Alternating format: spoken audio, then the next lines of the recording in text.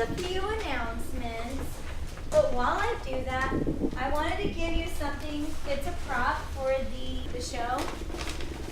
It's some gluten-free banana oat bran muffins. Bran muffins? Yeah. Oh yeah, and here's the paper towel. Just take one and pass it down. Don't worry, no one has cooties, right? That's what I thought. It'll bring us all together. It will. So, just a warning, especially for veterans, there will be gunshot sounds, but they sound very fake, so don't worry. We'll have a Q&A afterwards, so if you'd like to stay great. Yeah, so that's everything.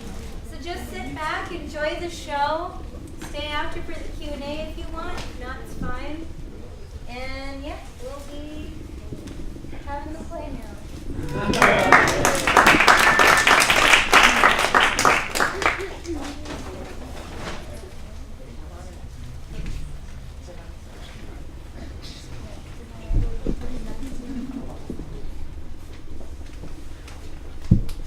A month and a half now, and this is definitely the most difficult situation that I've ever seen. In the time that I've been here, children have been shot and killed. On the 30th of January, the Israeli military bulldozed the two largest water wells, destroying over half of Rafah's water supply. Every few days, if not every day, businesses are demolished here. People are economically devastated because of the closure of the borders into Egypt and the extreme control of the Gazan economy by Israel. I came to look at the aftermath of a place where 25 greenhouses had been demolished on the other side of Rafah, destroying the livelihoods of about 300 people, and that had taken place while they rounded up about 150 men, held them under a sniper tower, and shot around them to contain the men, the farmers in the area. So I feel like what I'm witnessing here is a very systematic destruction of people's ability to survive, and that is incredibly horrifying. Incredibly horrifying.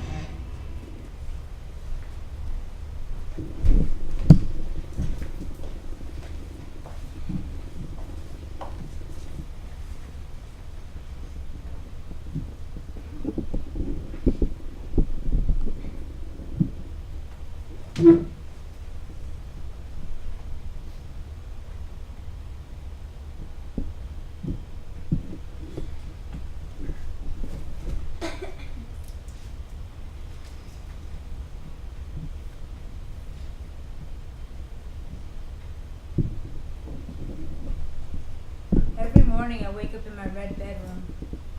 It seemed like genius when I painted it, but it's looking more and more like carnage these days. I blink for a minute. I get ready to write down some dreams or a page in my journal or draw some very important maps. And then the ceiling tries to devour me. I wriggle around under my comforter, trying to find a ballpoint, a Crayola, anything fast. But I can hear the ceiling split and gnash above me, waiting for me to look, because if I look, it'll eat me. And I struggle to find some socks and some boxers so I can make a run for it, but I haven't done laundry in a month, and the other girl who lives in my room when I'm here, the bad one who tends the garden of dirty cups and throws ashtrays around and throws clothes around, the other bad girl who hides all my pens when I'm sleeping. And I try and look at my fingers. I try and look at all the fashion magazines left by the other bad girl to find one pen. Just one pen. But imagine where any pins might be, and trying to imagine, I get off guard for a minute and my eyes roll up to the ceiling, and I'm done. I'm done now because there's no sky.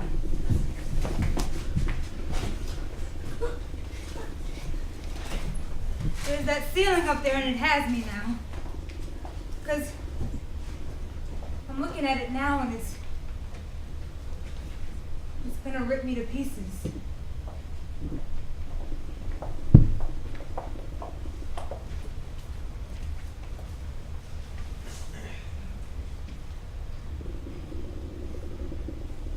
I wonder why I didn't notice the awfulness of my room before.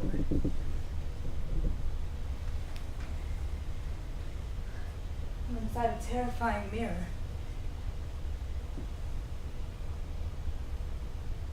I glued things to the wall. My God, I glued things to the wall.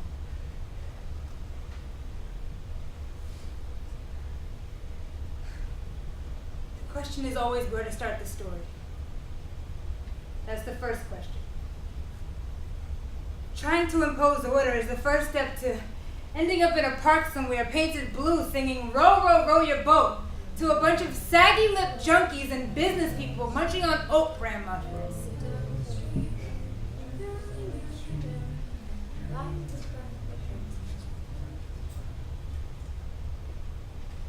And they're all meaningless details, my friend.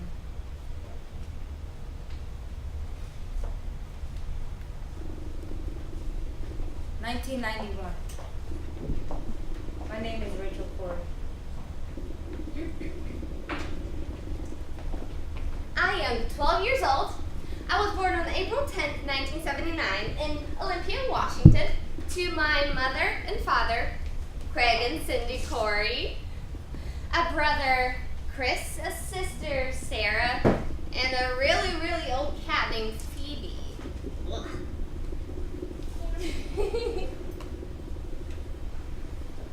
When I was 5, I discovered boys, which made my life a little bit more difficult, just a little, and a lot more interesting.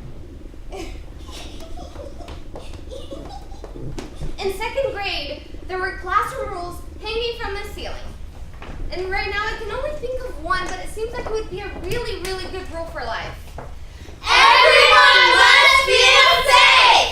Safe to be yourself. Physically safe! Safe to say what you think!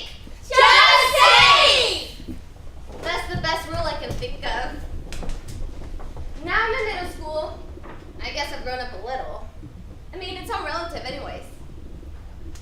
9 years is as long as 40 years, depending on how long you've lived. I stole that from my dad. Sometimes I feel like my dad is the wisest man in the whole world. Hi.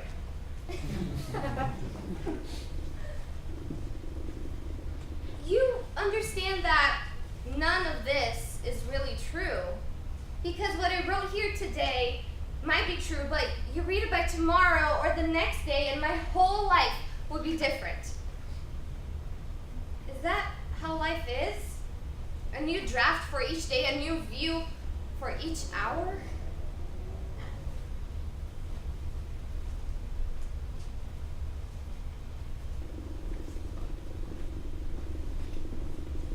When I was in the 5th grade, we had a list of questions for our yearbook. One of them was, "What do you want to be when you grow up?" Everyone wrote something like doctor or astronaut or Spider-Man.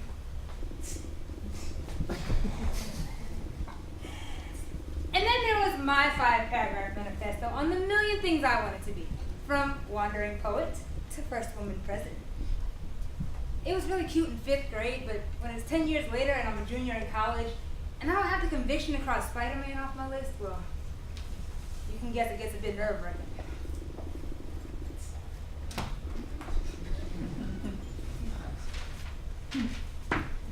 My mother used to walk me down to the bottom of the hill to wait for the car. And I invent that occasionally on the way we decided I wasn't going to school. took me to bookstores in Seattle. We went to lunch. Although she never said it straight out, I'm sure she was hoping I'd become a bank robber or something.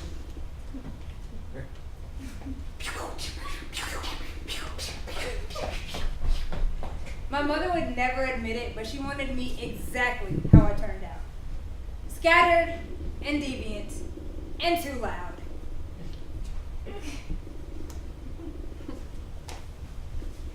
Before I go out, I'm gonna have people in tutus. Stockbrokers in Viking hats. Priests with panties on their heads. In the world I'm building, everybody shouts, "Hello!" to everybody else from their car windows. People have speakers attached to their chests that pour out music so you can tell from a distance what mood they're in.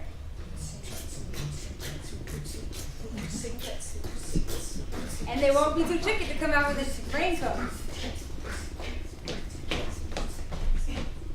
Okay, I'm Rachel. Sometimes I wear ripped blue jeans. Sometimes I wear polyester. Sometimes I just take off all my clothes and swim naked at the beach. I don't believe in fate, but my astrological sign is Aries, the ram. And my sign on the Chinese zodiac is the sheep. And the name Rachel means sheep, but I've got a fire in my belly. It used to be such a big, loud, blazing fire that I couldn't hear anybody else over it. Yesterday, I heard from Chris and Gaza. I'm being invited there. I should go. I've been organizing in Olympia for a little over a year now on anti-war and global justice issues. And it just seemed like the work was missing a connection to the people who were actually impacted by the U.S. tax money.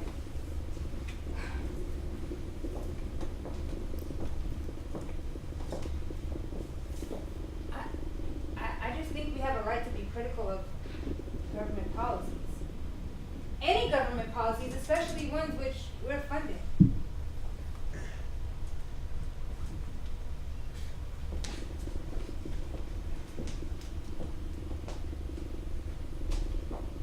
I feel pretty isolated from the world because living in Olympia my whole life and my activism at this point has been extremely tied to Olympia. But I've had this underlying need to go to a place and meet people who are on the other end of the tax money that goes to fund the U.S. military.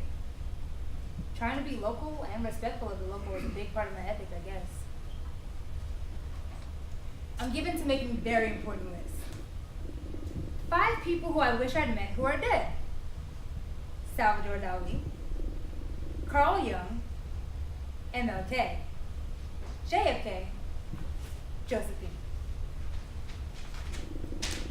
5 people to hang out with in eternity. Rainer Maria Rilke, Jesus, E.E. Cummings, Gertrude Stein, Zelda Fitzgerald.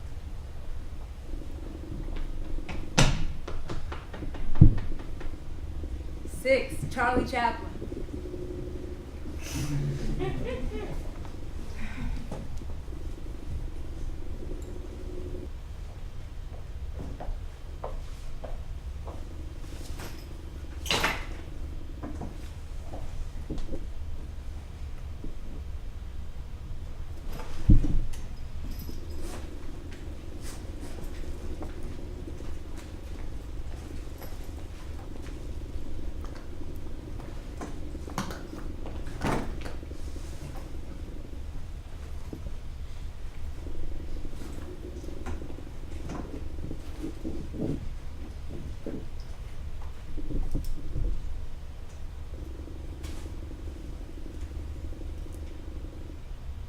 I didn't intend to become so deeply involved in activism this year. I'm not sure what compelled me to sign up for the local knowledge class. I'm scared of people, particularly of people in the greater Olympia area. I have been here my whole life. Almost everyone I know and have known in Olympia came from somewhere else. This is another place where progressive people escaped a few decades ago. A place where hippie kids come after touring with jam bands.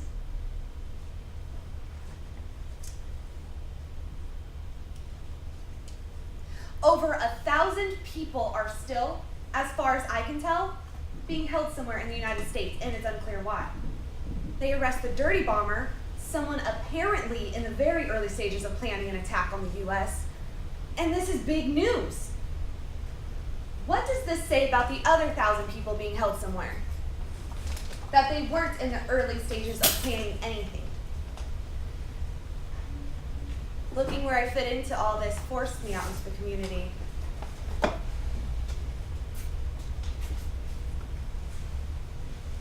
You come to take for granted where you belong in a town.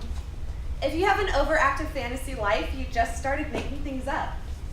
You can remember just enough unrelated pieces of trivia to hold a coffee table conversation and never have to think about anything disturbing or demanding of action.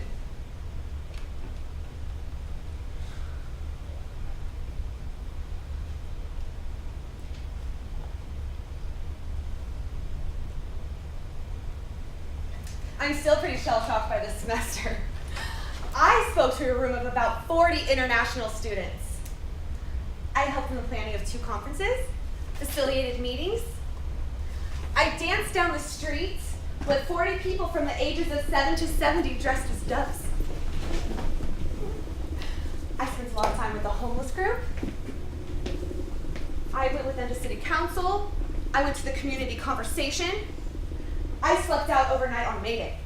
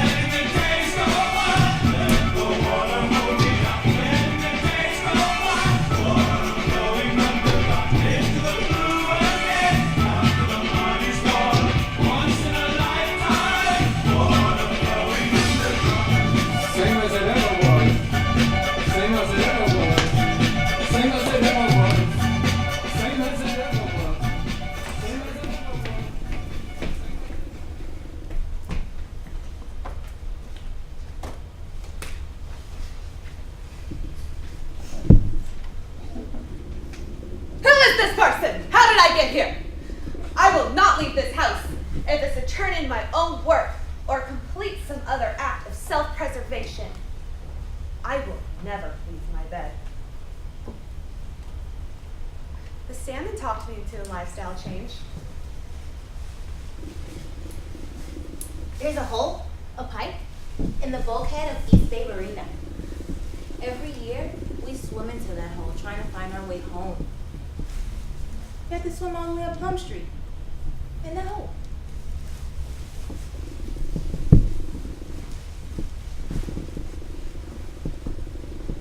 That hole is Moxley Creek.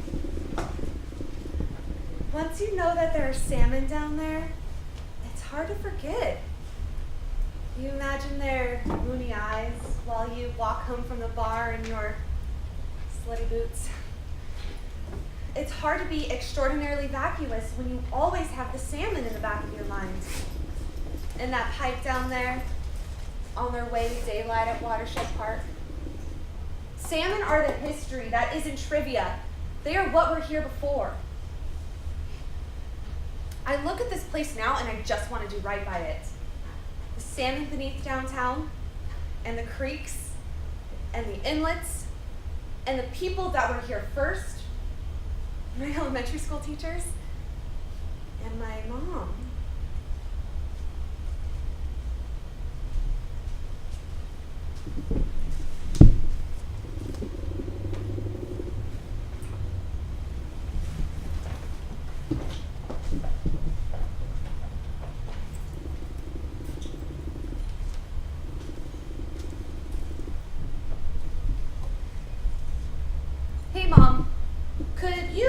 email me anyone you know who would be a good contact in case I get in trouble, though I'm not planning on it. I'm giving the Olympian your number.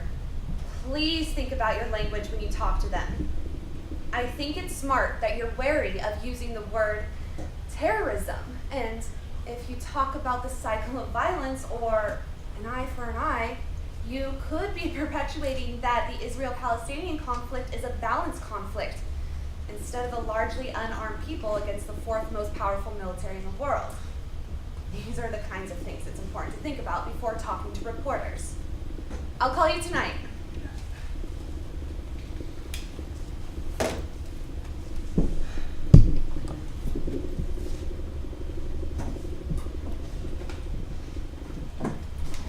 I know a woman who's pregnant, and she's decided not to assign a gender to her baby until it chooses its own.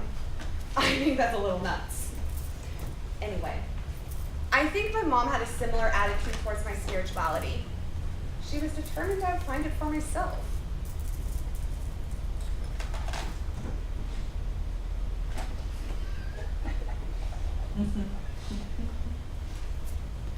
I am heartbroken by the way she arranges jewelry.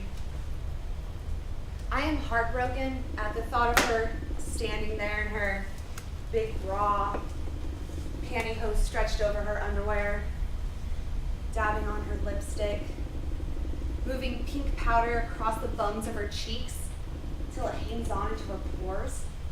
My mom ages and puts on makeup and slides these bracelets across her wrists where the skin is loose.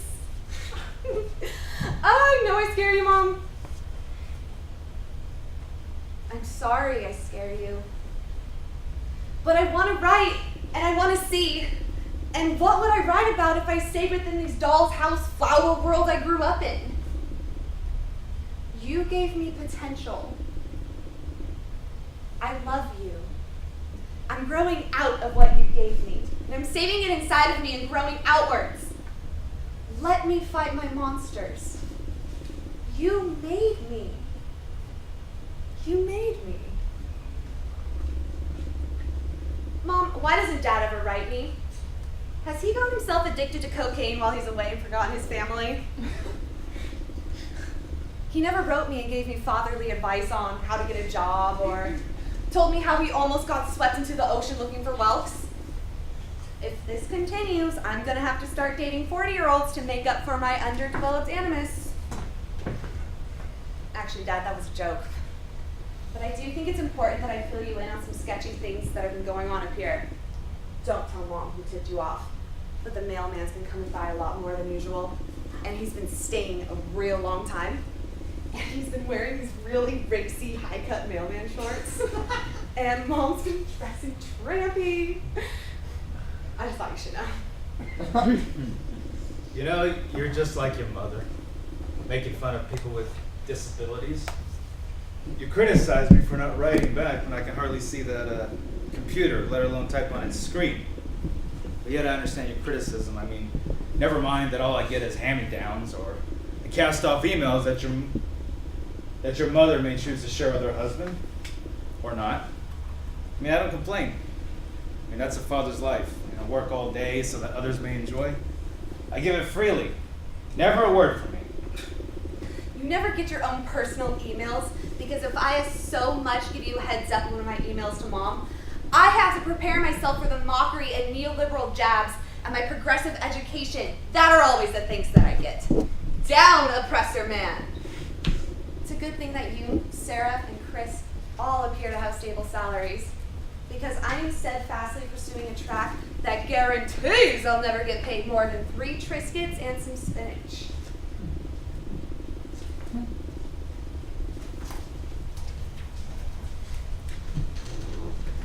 What I have: a house cat, small hands, crooked toes, knees, elbows, thighs, a throat, and a belly, dirt under my nails, 6 lost journals beneath seats on trains across the country. I have a Buick, it's questionable. 8 black ballpoint pens, sharp teeth, and oh, but what I want, a garden with pumpkins and bare earth to churn over and churn over, hardwood floors for soft ballets, air and raspberries, and sometimes in the morning, danger and stolen kisses from a mystery lover man.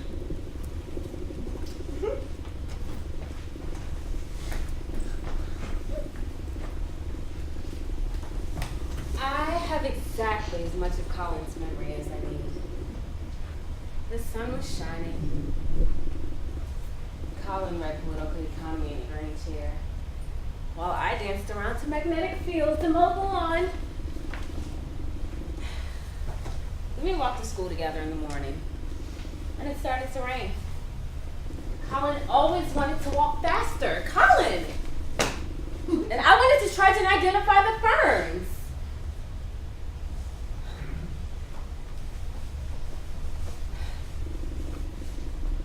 I woke up one day early with errands to run, and I decided that I would bump into Colin and his new hoochie girlfriend.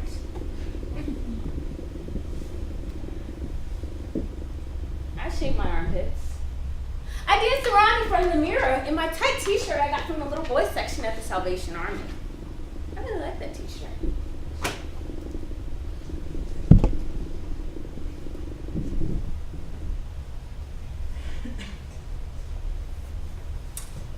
I smeared on chapstick. Fun life, I say. Fun life! I imagine I live in a Mountain Dew commercial. I'm always on the beach with the bevy, and I'm always dancing! Yeah!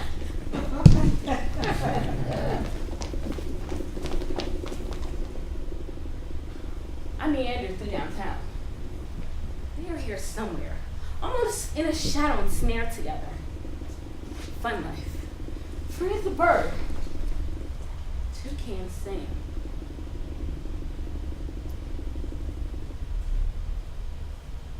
I drive to school embarrassed at myself. And of course, he emerges from the library. Minus hoochie girlfriend. I shove my hips out in the sun. Make 6 guns at him.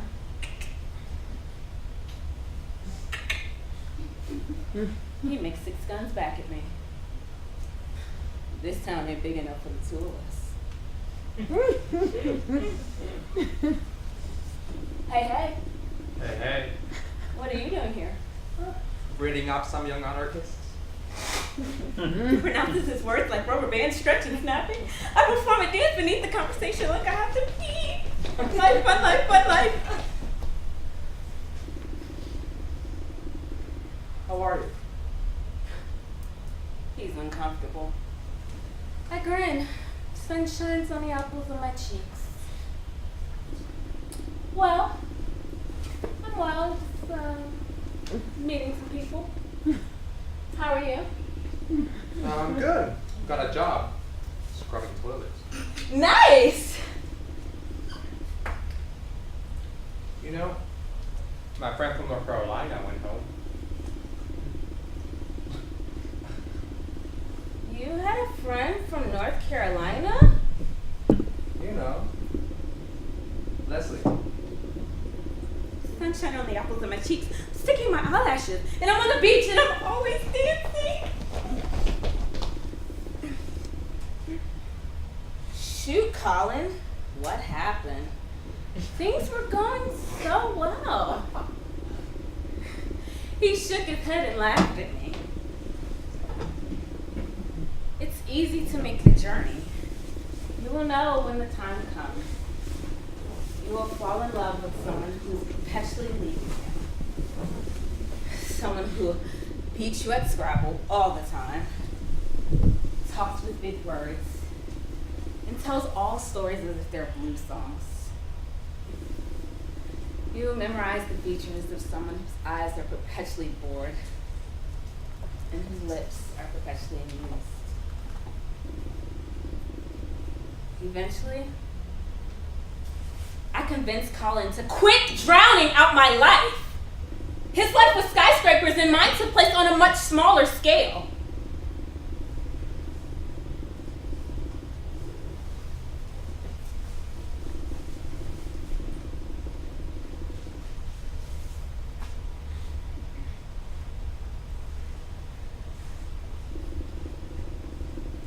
That is done now.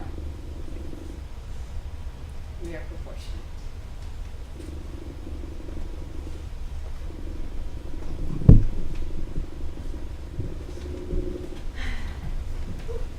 On Wednesday, I walked into the forest, and I stood on the bridge and looked at the log that lay across the little stream.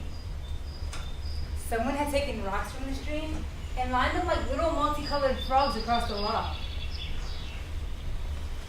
I climbed onto the log and walked across it, barefoot, nimbly, so that one of the rocks fell into the water. I splashed in the pebbles and fished out interesting rocks for myself. I held them and cleaned them and put them in my pocket. Then I stood like Huck Finn with my jeans rolled up, and I sang through the forest. I hummed amid of waltzes. I belted out Russian drinking songs. Da da da da da da da da da da da da da.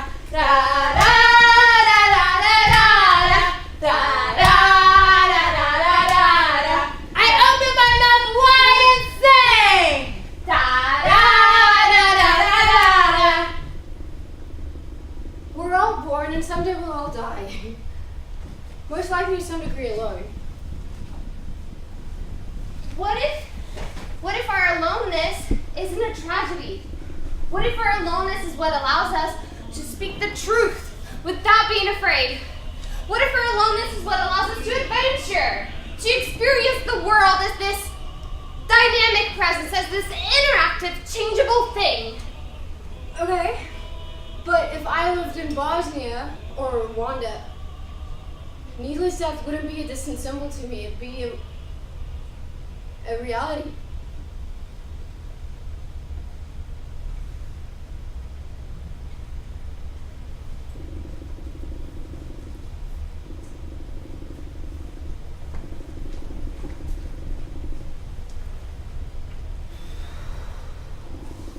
And I have no right to this metaphor. But I use it to console myself, to give some fraction of meaning to something so enormous and needless. January 25th, 2003. Very little problem at the airport. My tight jeans and crop sweater seemed to make all the difference. And of course the use of my Israeli friend's address. The only question was,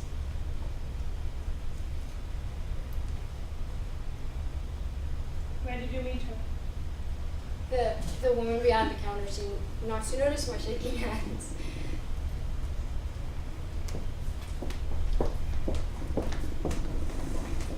I took a taxi to Jerusalem and I saw that the Holy Land has a lot of rocks, and it seemed like driving, you can fall off these wheels.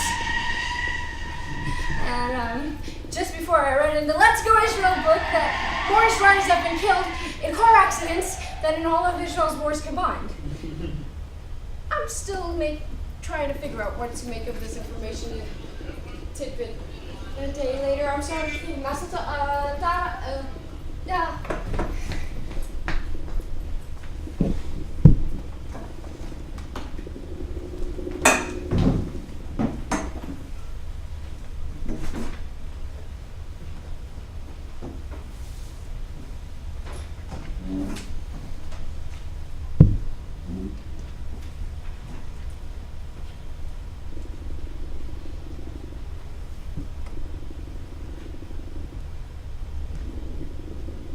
Introduction to curfew was gentle.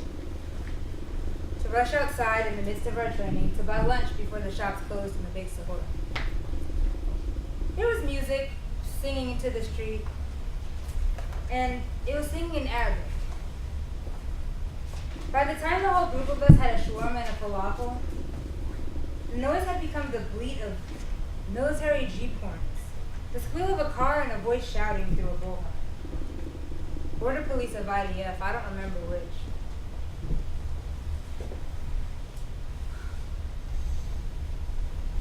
The scariest thing as a non-Jewish American in talking about Palestinian self-determination is the fear of being or sounding anti-Semitic. The people of Israel are suffering, and Jews have a long history of oppression, and I know we still have some responsibility for that, but I think that it's very important to draw a firm distinction between Israel as a state and Jewish people. I know that's kind of a no-brainer, but I feel like there's a very strong pressure to conflate the two. And I ask myself, in whose interest does it serve to identify Israeli policy with all Jewish people? Right? Anyway, I'm really new to talking about Israel-Palestine, so I don't always know the political implications of my words.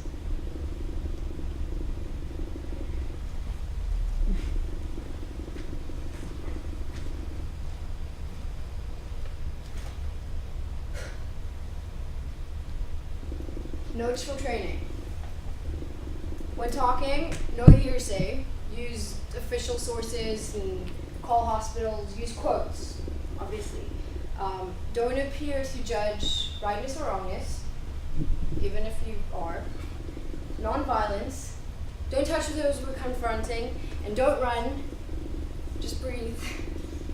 Carry nothing that can be used as a weapon. And no self-initiating actions.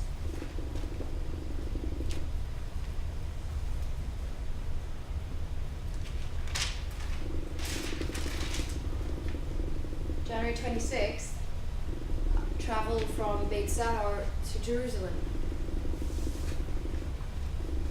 January 27th, an attack in Gaza the night before last killed 14 and injured around 30.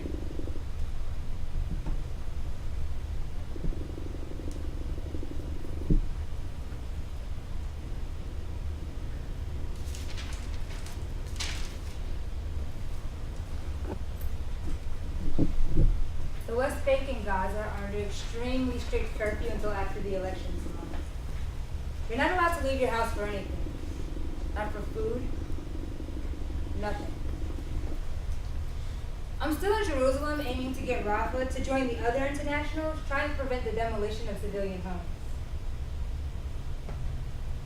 I'm relatively sheltered here. Walking around with Palestinians, I wait while they're stopped to show ID.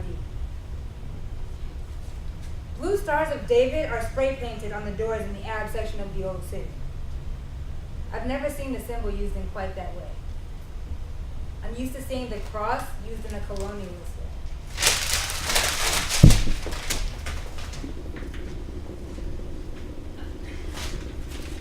I know this is something I really don't understand right now.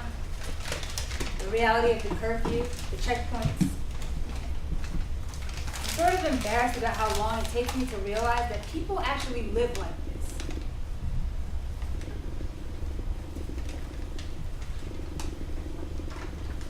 At 10 p.m., I traveled to Rafah.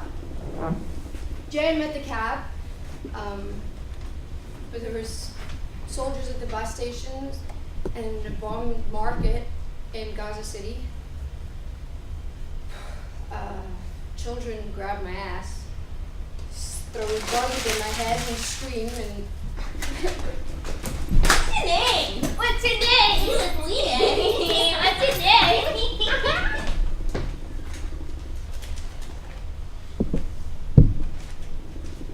sleep in tent. Gunshot through the tent.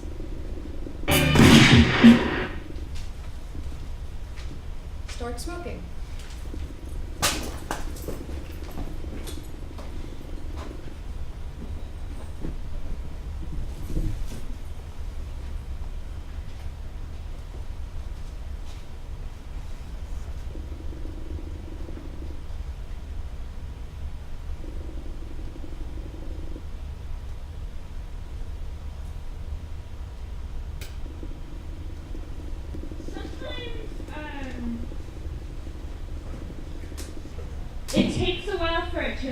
set in what is happening here, because I think many of the people here,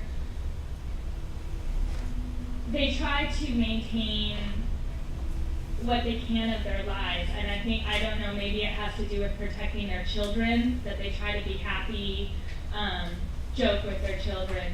So sometimes it takes time to it's hard to hold in your mind, the complete reality of what's happening here. Sometimes I'm sitting down to dinner with people and I just realize that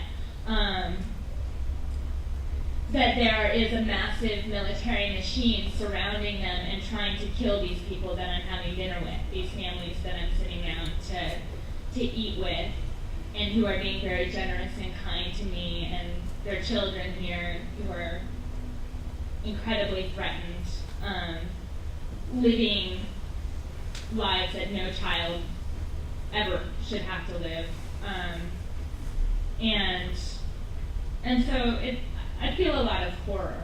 Really, I feel a lot of horror about the situation.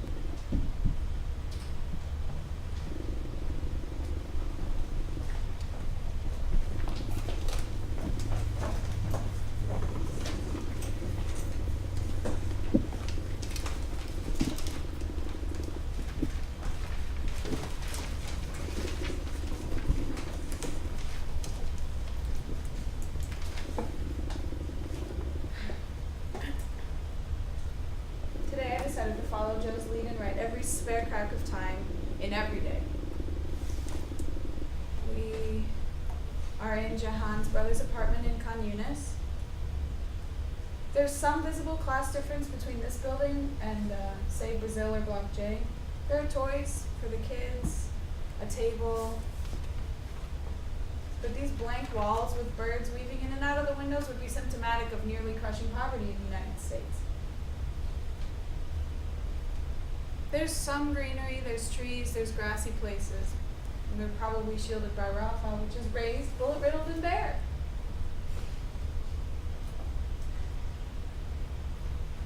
Jahan's uncle came to visit us, and he told us that...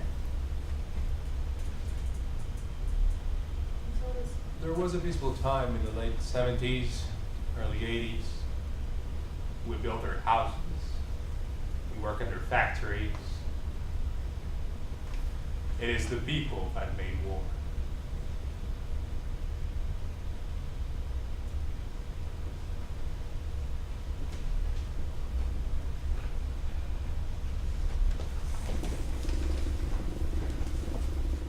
Today, visits to Gaza, RE Nursing, UN, Children's Parliament, Women's Group,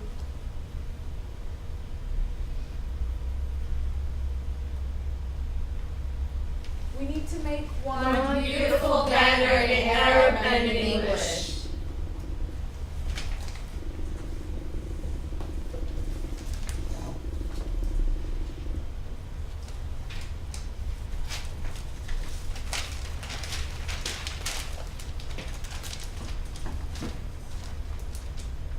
February 1st.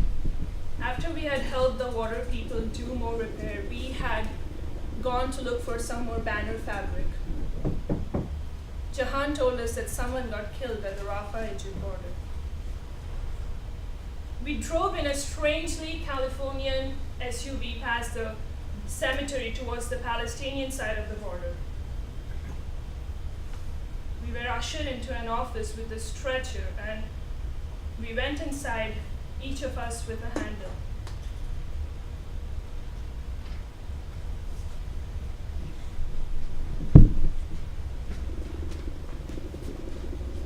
Do not shoot. We are unarmed civilians. Go back. And then they shot 20 meters in front of us.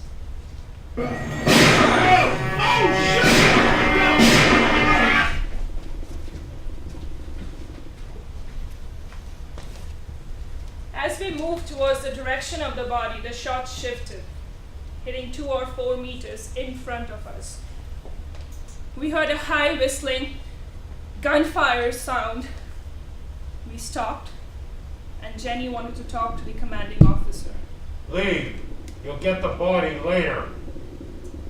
And then a tank and a bulldozer emerged from the IDF side of the checkpoint and proceeded towards the olive grove. They created a mound of dirt and they shot repeatedly into it.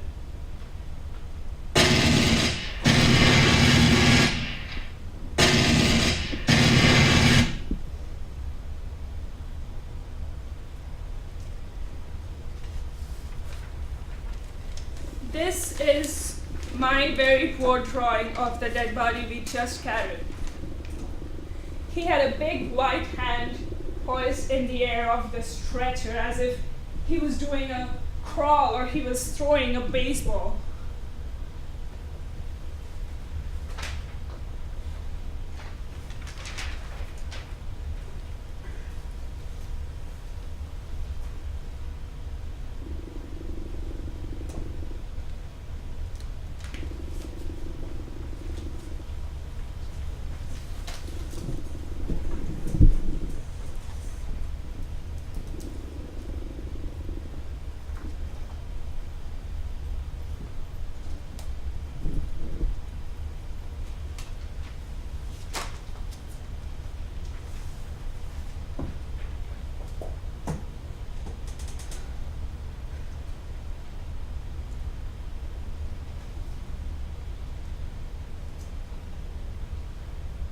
I had a dream about falling.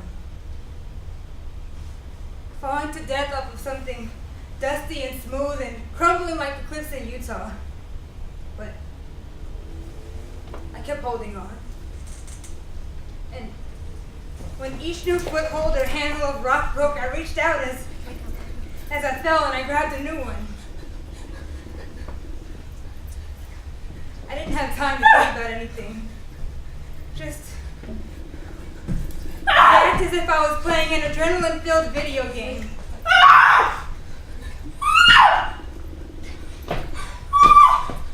And I heard, I can't over and over again in my head.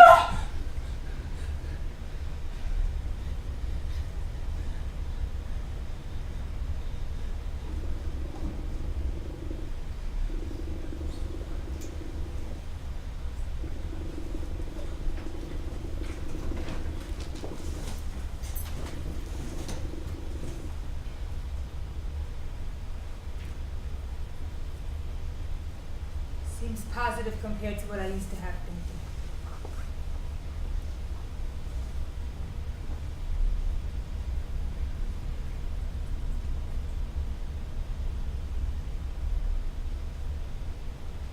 This is it. I'm going to die.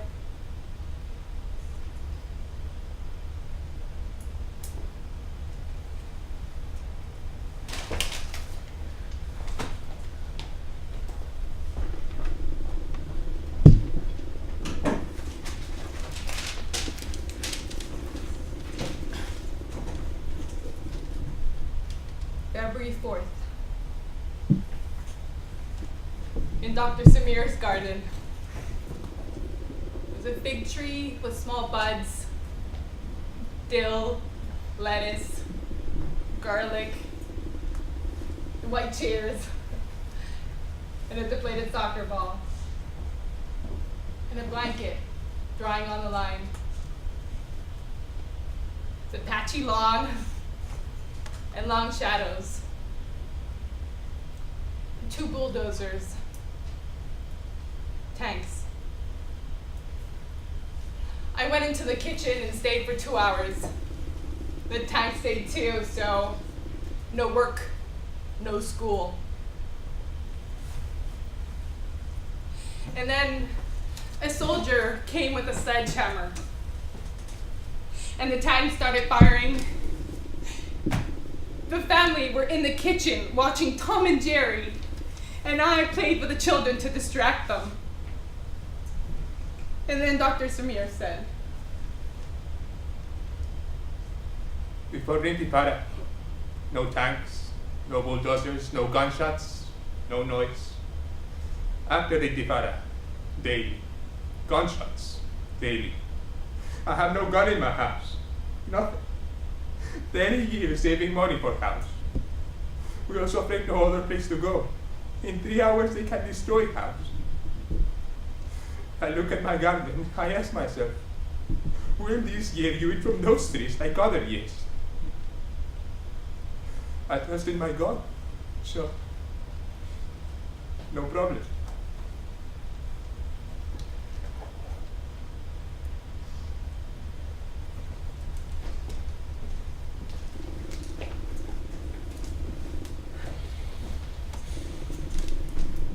February 6th. I rode on the bulldozer as it repaired the road throughout the day. Will and Jenny held a banner and talked on the megaphone for us. A tank stayed throughout the action. And at some point, a Jeep arrived. And this really frightened me because I know at least one person who was being killed by soldiers in green Jeeps.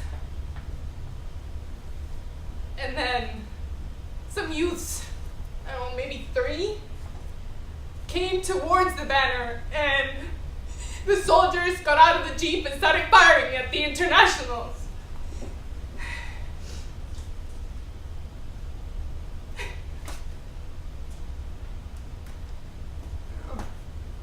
Rafa. Ghost homes. Glow-in-the-dark stars in teenagers' bedrooms. The tumbling of concrete. And the constant anonymous night vision telescope.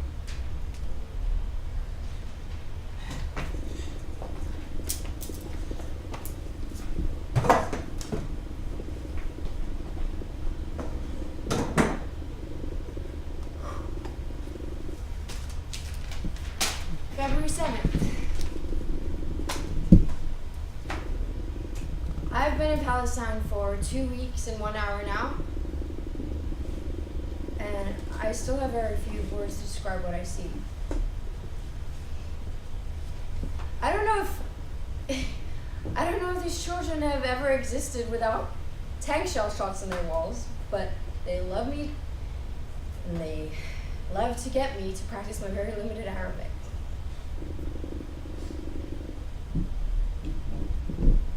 You just can't imagine it unless you see it.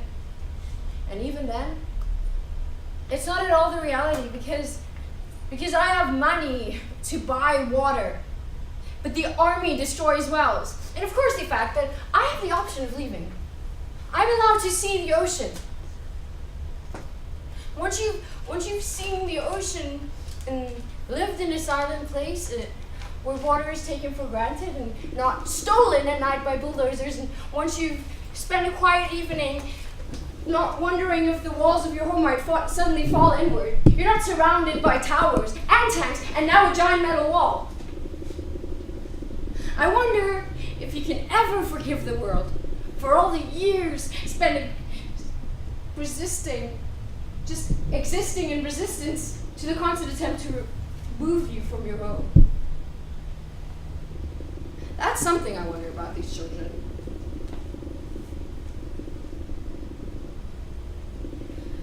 I am in Rafah, a city of 140,000 people, 60% of whom are refugees. Many of them twice or 3 times over. 602 homes have been completely bulldozed, and the number partially destroyed is greater.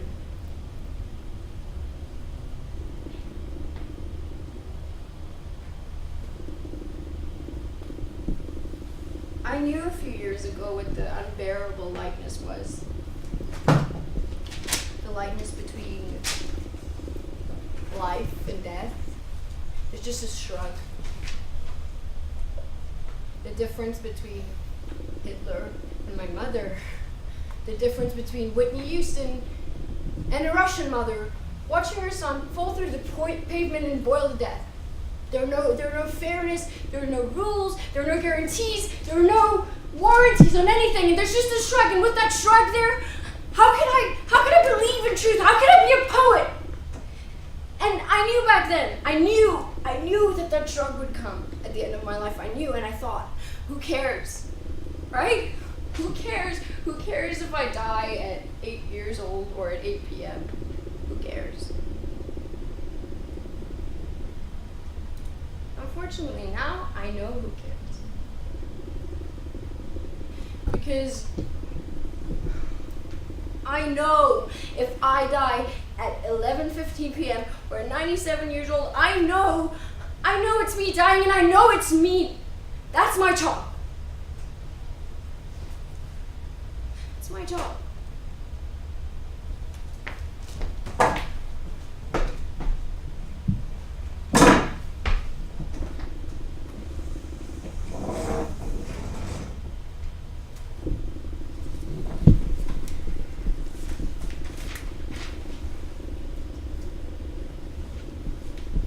February 20th.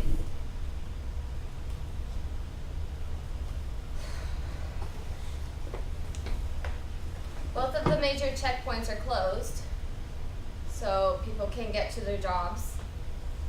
Those trapped on the other side can't get home. I spent the evening and this morning with a family who fixed me dinner and had cable TV. The two front rooms of their house is completely unusable because gunshots have been fired through the walls. So the whole family has to sleep in the parents' bedroom.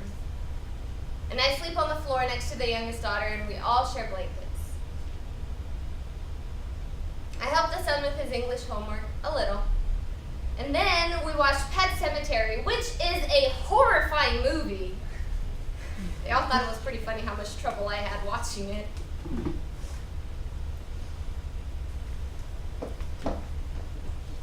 Friday is the holiday. So when I woke up, they were all watching Gummy Bears, dubbed into Arabic.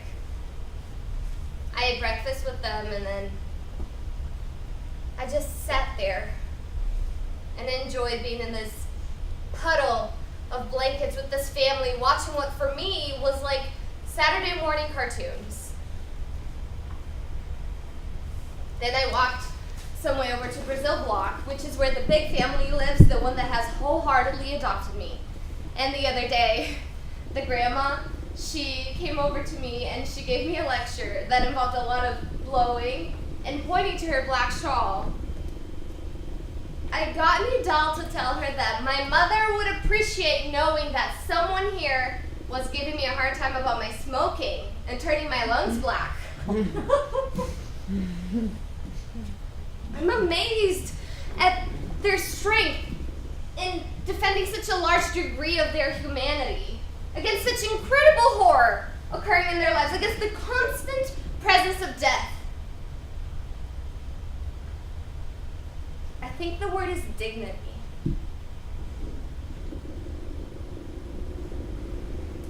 Whenever I organize a public protest, I get really worried that it's gonna suck and be really small and embarrassing, and the media's gonna laugh at us. And oftentimes it does suck, it is embarrassing, and the media does laugh at us, and of course it doesn't get coverage all over the world, but in some places the word Rafah is mentioned outside of the Arab press.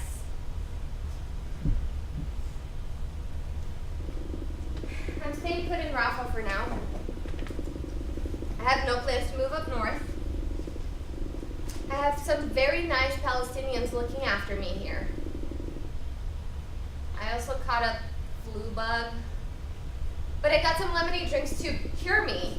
And the lady that keeps the key to the well where we still sleep in, she keeps asking me about my mom.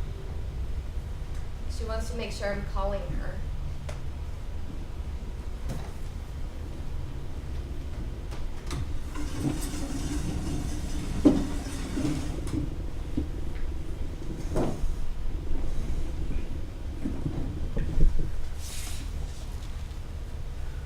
Rachel, I am very concerned for you. I worry a little because I feel it could be easy to be manipulated by one faction or another. For myself, I feel like I'm fighting a lifetime of indoctrination. Palestinians have really been invisible to me. But you're changing that.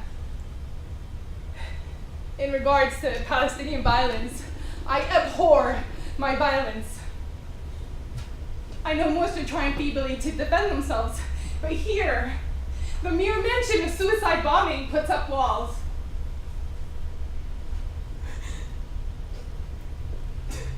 I have a lot on my heart. And I'm having trouble with the words. Be safe. Be well. Do you think about coming home because of the war and all? I know probably not. But I hope you know it's okay if you do.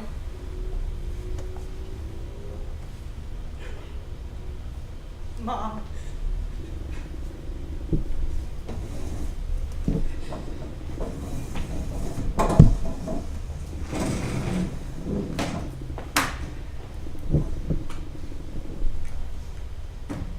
February 28th. I look forward to seeing more people resist the direction where our personal experiences are irrelevant. That our communities are not important. That we are powerless. That the future is determined. And that the highest level of humanity is expressed by what we choose to buy at the mall. Maybe you should try to get Dad to quit his neoliberal job and become a math teacher. Maybe you should get him to try and sabotage his neoliberal job. Do you think he could accidentally dump a lot of dollars very cheaply in international markets?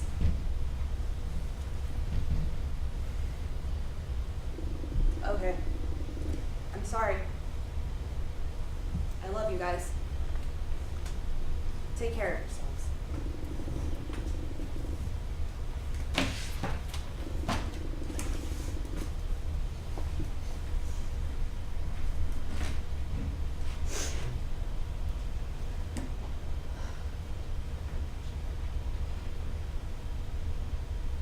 Hey you. Keep up the strength. It is much needed in this world. You really make me want to go. Holy shit, Todd, come here. The work we do needs people who know how to support this community. The people here are incredible. Come here, come here, come here, come here, come here, come here, come here, come here, come here.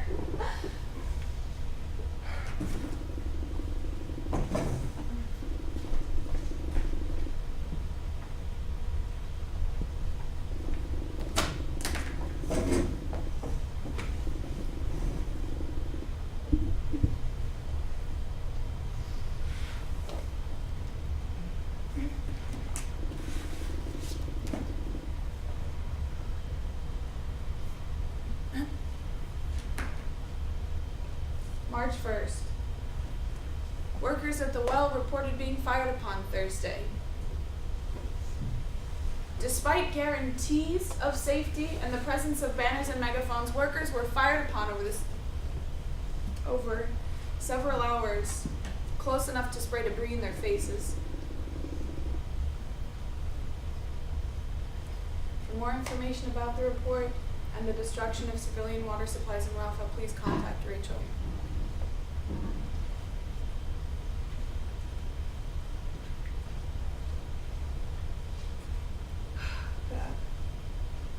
Rachel, I find writing to you hard, but not thinking about you impossible. So I don't write, but I do bore my friends at lunch, giving vent to my fear. I have reason to be afraid for you, very afraid for you, but I'm also proud of you. I'm very proud of you. And that's what fathers are, right? Hardwired? Hardwired. were hardwired. I don't know how brave they are, or how old they are, or how much good they're doing to be subject to so much threat, or to even witness so much suffering. You may think it's wrong of me to stick my head in the sand. But I tell you this, I'm only trying to stick your head in the sand, kid. It's different. Hard work. Hi, Papa. Sometimes I feel like I spend all my time propagandizing Mom, assuming she'll pass stuff on to you so you get neglected. But please don't worry about me too much. I'm most concerned that we're not being effective here. I still don't feel particularly at risk. I'm trying to figure out what I'm going to do when I leave here. I really don't want to live with a lot of guilt about this place, being able to come and go so easily. Let me know if you have any ideas about what I should do with the rest of my life. Maybe you can write to me as if I'm on vacation in Hawaii, learning to weave. Something I do to help here is to utterly retreat into fantasies that I'm in a Hollywood movie or like a sitcom with Michael J. Fox.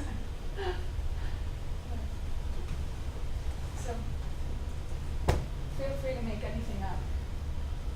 I'll be happy to play along.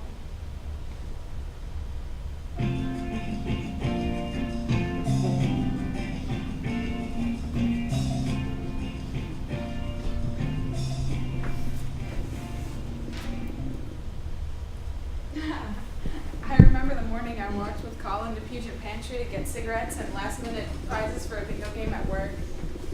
I convinced Colin to go with me because Puget Pantry had The Who's Tommy Pinball. On the radio, the announcers mentioned giving blood, donating blood. What happened? 2 towers. Someone bombed. Someone bombed me what?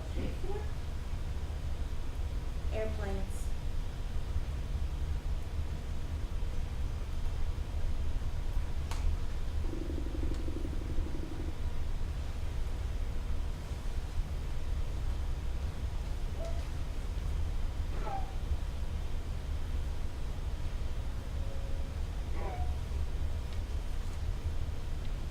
I look at things the wrong way. I know I do. I know what it's like not to be normal, though. But I don't know what it's like to have voices. And I don't know what it's like to sleep with the white knitted blankets. But yeah, those moments when you know the entire world is out there patting their stomachs saying, God bless us, everyone, and you're inside with the blue plastic gloves for cooking, and the no self-harm contracts, and the antibacterial hand cleanser.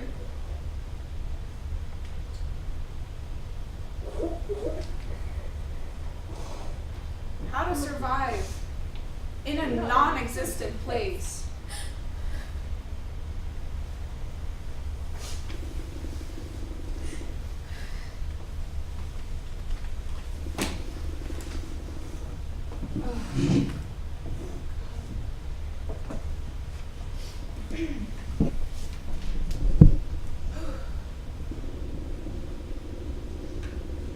Choices.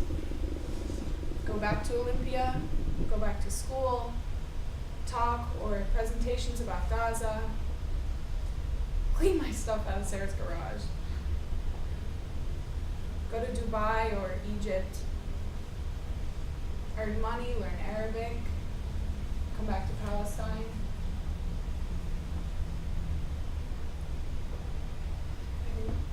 Go to Sweden, potentially horrible, go broke,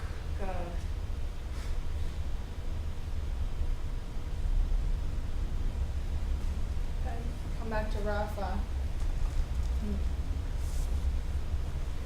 Money, productivity, travel somewhere.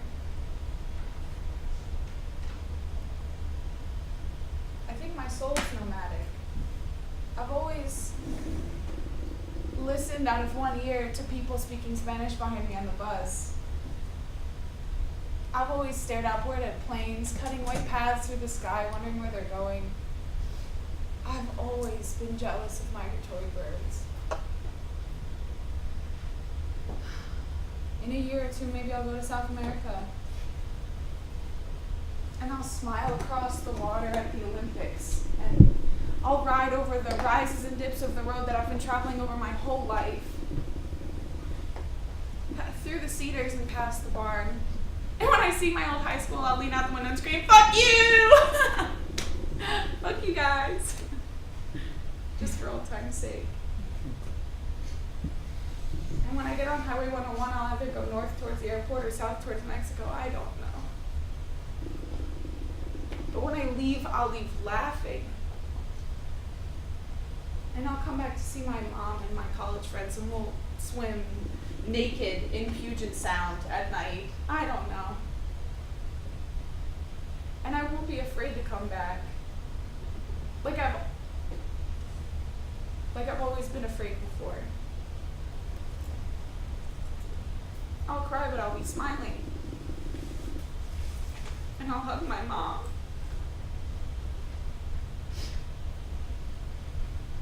I'll hug my mom.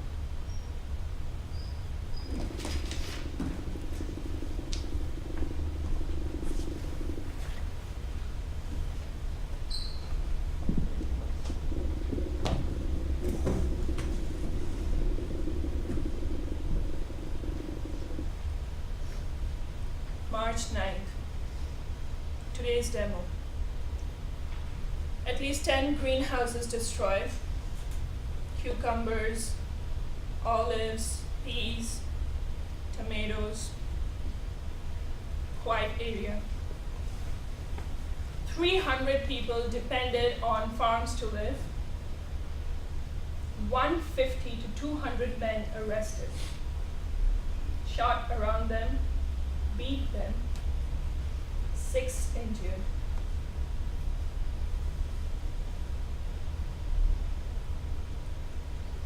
They don't understand what has happened. March 13th. Intensive care unit. A 12-year-old girl shot from tower in school near Nasir. 11 p.m. Shooting behind West Camp. Evacuated apartment buildings, 8 families. Shot inside hospital.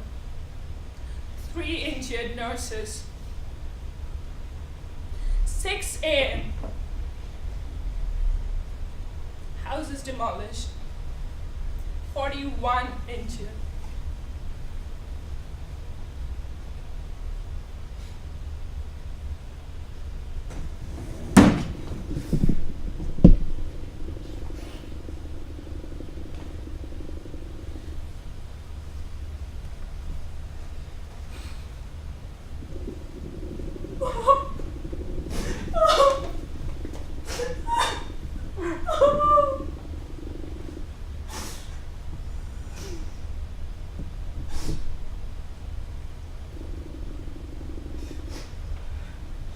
Bad nightmares, Mom.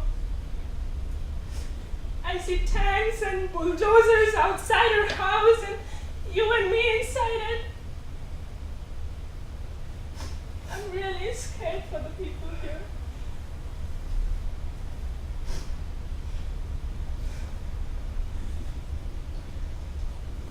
Yesterday I saw my father lead his 2 tiny children, holding his hand out of sight of tanks, bulldozers, sniper tower, because he thought that his house was going to be exploded.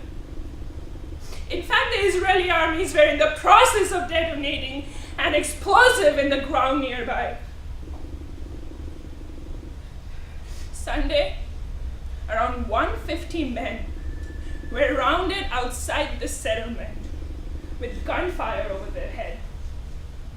And meanwhile, the The tanks and the bulldozers, they destroyed 25 greenhouses. The livelihood of 300 people. To think that this man thought that it was less of a risk to be inside of the tank with his children than to be in his house. I was really scared that they were all going to be shot, Ma, and then I tried to stand in between them and the tanks.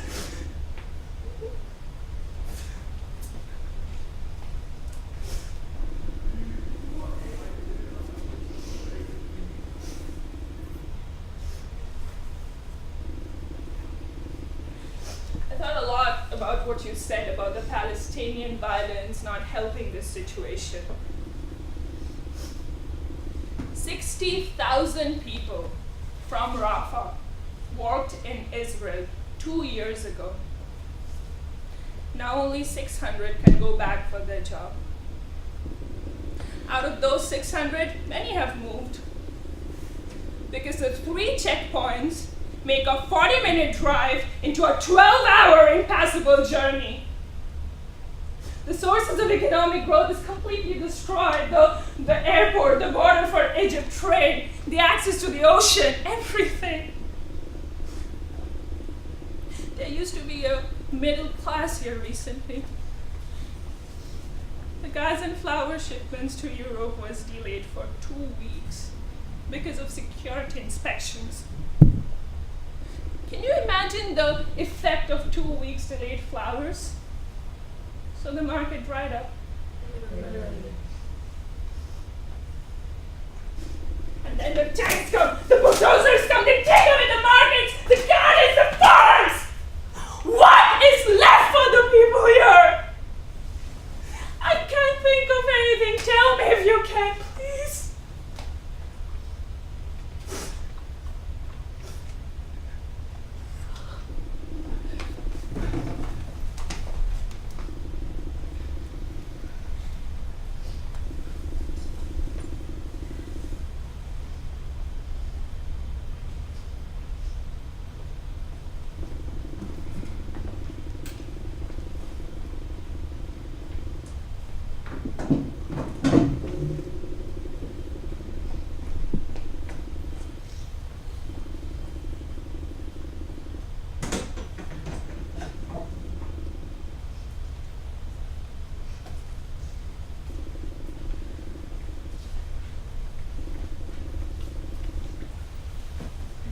So, when someone says that any act of Palestinian violence justifies Israel's actions, not only do I question that logic in the light of international law and the right of people in defense of their family and their lands.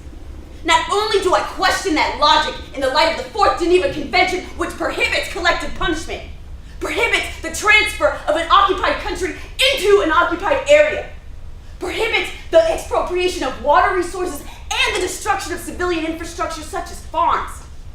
Not only do I question that logic on the basis of common sense. If any of us had our lives and welfare completely strangled and lived with children in a shrinking place where we knew that soldiers and tanks and bulldozers could come for us at any moment, and our houses demolished, do you not think most people would defend themselves as best as they could?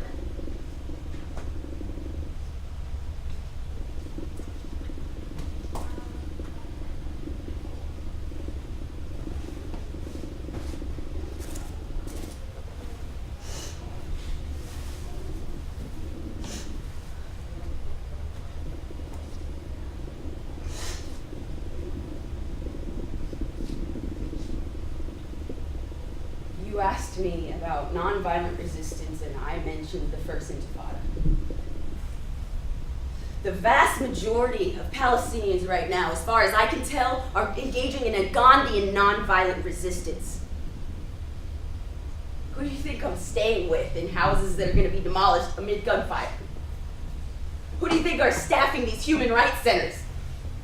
Who do you think these families are that I tell you about, who don't take any money from us and they're very, very poor, and who say to us, We are not hotel. We help you because We think that you'll go back to your country and you'll tell your people that you stayed with Muslims. We help you because we think that you'll tell your people that we are good people. We are quiet people. We just want peace. You think I'm hanging out with Hamas fighters? These people are being shot at every day, and they continue to go about their business as best as they can in sights of machine guns and rocket launchers. Isn't that the epitome of nonviolent resistance? When that explosive detonated yesterday, I was in the process of being served tea and playing with the two small babies. I'm just sick to my stomach from being doted on so sweetly by people who are facing doom. A lot of the times, the kindness of the people here, coupled with the willful destruction of their lives, makes it seem unreal to me. I can't believe that this can happen in the world without a bigger outcry. It hurts me. Like it hurts me again to witness how awful we can allow the world to be. It's my own selfishness and will to optimism that wants to believe that people with a great deal of privilege don't just sit idly by and watch. What we are paying for is truly evil. I just want to tell my mom that I'm really scared and questioning my fundamental belief in the goodness of human nature. This has to stop. I think that it's a good idea for us to just drop everything and devote our lives to making this stop. I don't think it's an extremist thing to do anymore. I still want to dance around to Pat Benatar and have boyfriends and make comics for my coworkers, but I also want this to stop. Disbelief and horror is what I feel. Disappointment. I am disappointed that this is the base reality of the world that we live in, and we, in fact, participate in it. This is not at all what I asked for when I came into this world. This is not at all what they were asking for when they came into this world, and this is not what I'm asking for now. This is not the world that you and Dad wanted me to come into when you decided to have me. This is not what I meant when I was 2 and I looked up at Capitol Lake and I said, this is the wide world and I'm coming to it. When I get back from Palestine, I probably will still have nightmares and I'll feel so guilty for not being here, but I can channel that into more work. Coming here is one of the best things I've ever done. Love you, Dad. I'm sorry for the diatribe. Come and get some peace. Okay, some strange men are offering some peace, so I gotta go eat and thank them.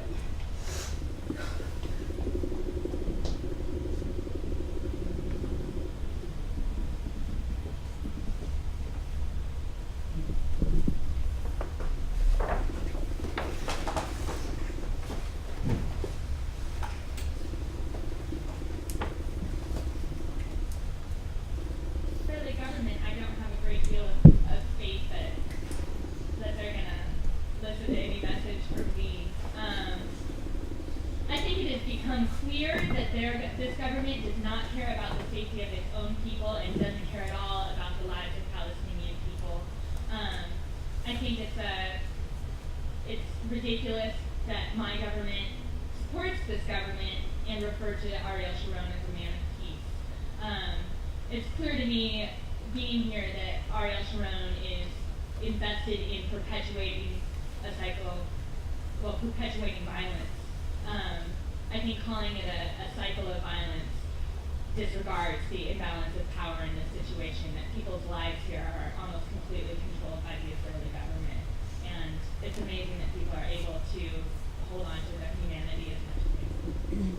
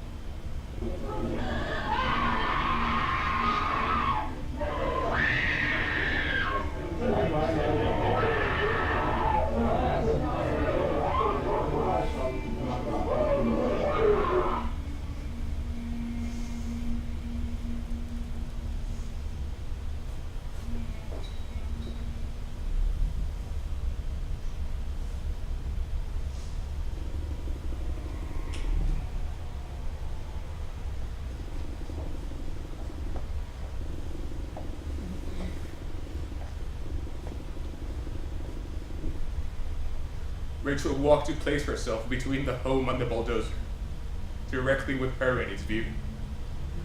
It continued toward her at some pace, building a mound of earth in front of it. She fell down the mound of earth and out of sight of the driver. She started to slide. One, then both of her feet started to disappear until she simply continued until the place where she was, or the place where she had been, was directly underneath the cockpit of the bulldozer. They waited a few seconds and then withdrew, leaving its scoop on the ground. Only later it became much clearer her body didn't raise its scoop. I ran for an ambulance.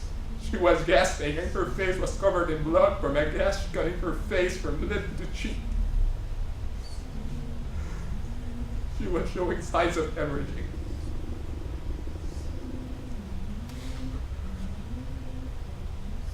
She died in the ambulance a few minutes later. Rachel Corrie died on March 16, 2003 at the age of 23.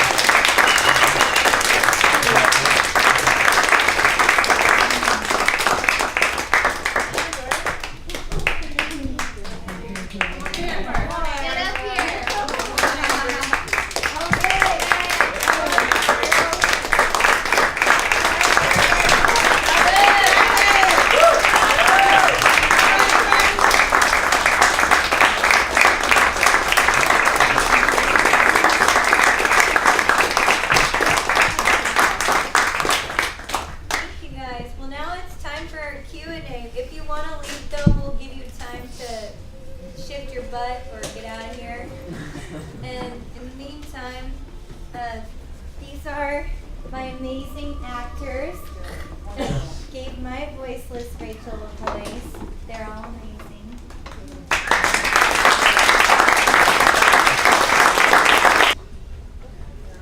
Hi. How'd you come up with the script? You guys read it as a cast? Or Oh, that's a good question. Okay, so if you guys know Alan Rickman, he's the guy who was like the head of Slytherin and Harry Potter. He actually took all of Rachel Corrie's original emails and journals, kind of Anne Frank style, and conglomerated them into a play. And it's meant to be a one-woman show, but I took it and I made 40 different characters, and a chorus, and just threw in a couple of musical numbers. You decided 40 characters. That's just. Well, I didn't really keep count. I was just like, "Ooh, this would be good. This would be good." Why this play? Well, I got to go to Israel and Palestine myself in 2006. I did a lot of what Rachel did. She's very dear to my heart. She's very similar. And I wanted to come back and channel it into my work, as she said in scene 7. So I was like, how do I do that? And this was back in 2006. Someone told me about this play. I looked it up, got it. And it took me 9 years until now, thanks to New York Film Academy, I finally got to do the play. A lot of people know about the play now, coming in to see it. And I certainly know, I've known Rachel Corrie's story. Were you all familiar with her prior to auditioning at all? No. Yeah, so you had no idea. Yeah, because nobody heard about it here in this country. Unless you listen to KBL. Amen. Yeah. So, yeah, I actually used to hear interviews that they were the only ones that actually did it. They would interview Rachel Corrie on the day that she got killed. They announced it, and it was not really announced widely. Interesting how we're kept in ignorance. But I mean, it's so nice that you all brought this to light. It's good. And just another announcement on the front or back of your brochure. If you need to find more information or you want to help, there are a few websites that you can look up, or you could just Google Rachel Corrie and you'll see all kinds of stuff if you want to get more information. There's a few organizations that are also Jewish-Israeli friendly. It's B'Tselem, which means made in God's image. There's Jewish Voice for Peace. And the organization that I went with, that was really cool, and they're pretty safe. They wouldn't let me go to Gaza. Is Middle East Fellowship. They do Palestine Summer Encounters. Just travel Holy Lands. They set you up with an internship. I got to work with the refugee camp and learn Arabic. Oh yeah, travel. That's just what I was going to ask you. Since you were there after after she died, how did you feel going with that information? Didn't bother me. I'm a lot like her. Actually, I got yelled at a lot for going in the front lines with my little Care Bear backpack. It's just when you're there and you meet these people, they're like your family. Like my host dad was like my dad too. He's like, you're my daughter, and we want to see you get married. They're so sweet. They do fireworks when they get married, and it's like this is your family, and that's kind of why we wanted to depict the family with their 2 kids as Rachel's family going out, so we can understand like this is my own family going out there. That's why I'm going to stand in front of this thing. I don't know, and also I knew that this particular organization was safe, so I knew that I wouldn't be doing the same exact things. That helped my mom at least. How long were you there for? Just 2 months. Yeah, that's about as long as she was there, a month and a half.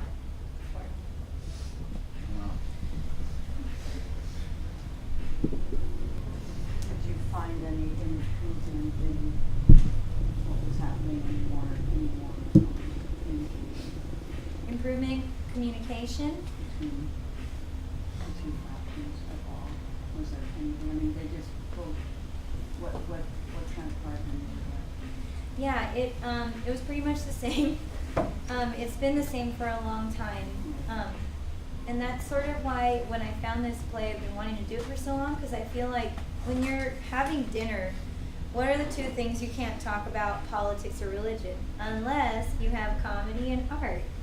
So that's why we're here. Okay. All right. Well, thank you.